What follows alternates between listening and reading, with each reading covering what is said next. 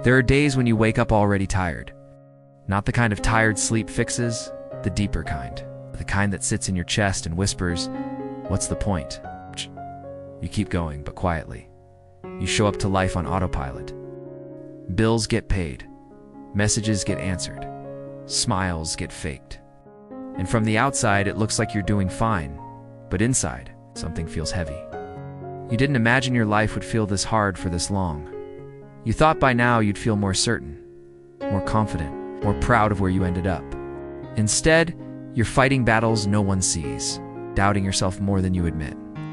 Wondering if the version of you from years ago would be disappointed, or confused, or just sad. And the scariest part isn't failure. It's the quiet fear that you're slowly losing your fire, that piece of you that used to hope so loudly. If this sounds familiar, you're not weak. You're human, because carrying responsibility without recognition is exhausting. Trying again after being disappointed is exhausting. Being strong for years without a break is exhausting. Yet here you are, still breathing, still trying, still searching for something better, even if you don't know what it looks like anymore. This video isn't here to shout at you. It's not here to tell you to hustle harder or think positive. It's here to sit with you in this moment and remind you of one quiet truth. The fact that you're still here, you're still fighting in ways no one applauds, means more than you think. And before we go any further, before any advice, any story, any shift in perspective, you deserve to hear this. You are not behind. You are not broken. And this struggle does not erase the strength it took to survive it. Here's the part no one really explains. Most people don't lose motivation because they're lazy. They lose it because they've been disappointed too many times in a row. At first, you try. You set goals. You believe. You push yourself forward. And when things don't work out, you tell yourself, "Okay, next time."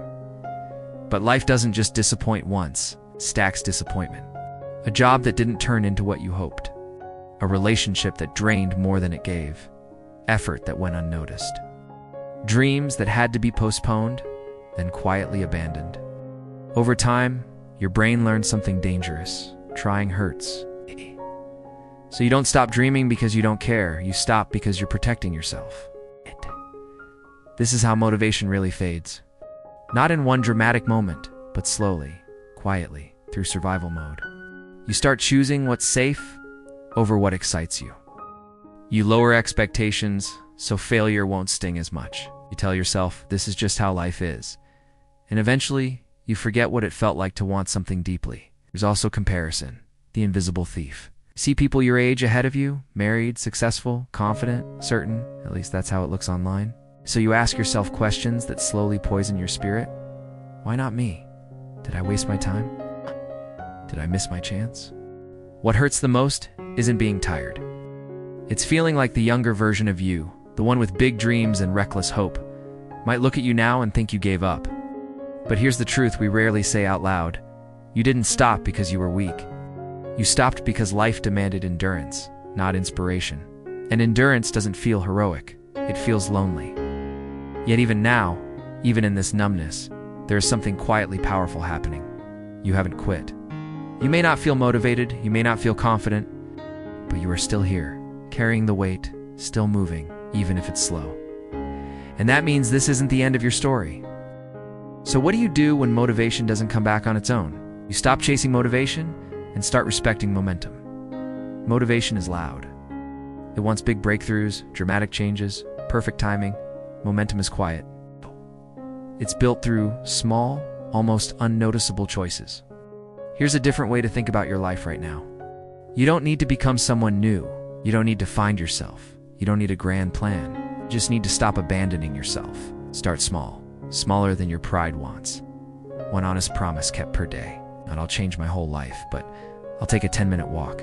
I'll send that one email. I'll write one page. I'll go to bed without hating myself tonight. These actions won't feel impressive. That's the point. Because healing and rebuilding don't announce themselves. They whisper. Another shift. Stop measuring your life by outcomes. Measure it by effort during hard seasons. Anyone can feel confident when life is kind. But choosing to show up while tired, uncertain, and scared, that's character. The version of you 5 years ago didn't know what was coming. They didn't know about the losses. They the disappointments, the nights you had to talk yourself into staying. But if they could see you now, they wouldn't ask, "Did you win?" They'd ask, "Did you keep going when it hurt?" And the answer is yes. You are allowed to rebuild without urgency. You're allowed to move forward without clarity. You're allowed to want more while being grateful for surviving. This isn't about being fearless. It's about being honest. Honest about your limits. Honest about your pain. It's honest about the fact that despite everything, you still want a life that feels like yours. That desire alone means your fire isn't gone. It's just been resting. And now, it's time to tell a story that proves this is possible. There's someone I want to tell you about. We'll call him Ethan. 5 years ago, Ethan was certain about who he was going to become. He had plans that felt solid, future that felt close enough to touch. Now then life unraveled, not all at once, but piece by piece. The job he worked years for disappeared. A relationship he thought was forever quietly ended. And one by one, the people who used to call him every day stopped calling. Ethan didn't fall apart dramatically. He kept functioning. That was the problem. He woke up. He went to work. He laughed at the right moments. But inside, something felt empty, like he was living someone else's life. At night, he would think about his younger self. The one who believed effort always paid off. The one who trusted the future. And the thought hurt more than failure, because it felt like betrayal. There were moments he almost quit trying altogether. Not in a dramatic way, but in the quiet way people do. Lowering expectations, stopping goals, mid-sentence, telling himself, this is enough. Then one night, after a particularly heavy day, Ethan did something small. He opened an old notebook. Inside were goals written in messy handwriting, dreams that felt embarrassing now. And instead of feeling ashamed, he felt respect. Respect for someone who didn't know how hard life would get, yet still dared to believe. Ethan didn't suddenly turn his life around. There was no breakthrough speech, no overnight success. He made one decision. I won't live in a way that would make that version of me feel ashamed. So he started small. He applied again, even when rejection stung. He rebuilt routines. He spoke kinder to himself on days he felt behind. Some days, progress looked like growth. Other days, it looked like survival. But slowly, quietly, his life began to feel honest again. Not perfect, not impressive, but real. And one day, without realizing it, Ethan became someone his past self would recognize, not as a winner, but as a fighter. If you take nothing else from this, remember this one thing. Your younger self didn't expect perfection from you. It didn't demand trophies, titles, or a flawless timeline. They hoped you'd be okay.